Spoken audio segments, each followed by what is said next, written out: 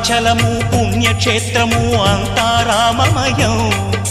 భక్తుడు భద్రుని కొండగా మార్చి కొలువై ఉన్న స్థలం.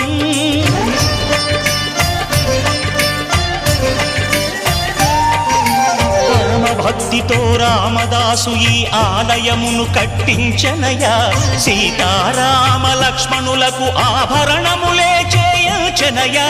పంచవటిని ఆ జానకి రాముల పర్ణశాల అదిగో. సీతారాములు జలకములాడిన శేషతీర్థమదిగో.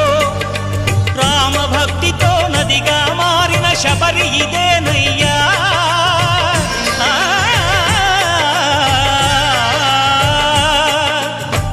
భక్తితో నదిగా మారిన శబరి ఇదేనయ్యా.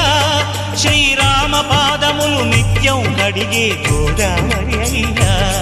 ఈ క్షేత్రం తీర్థం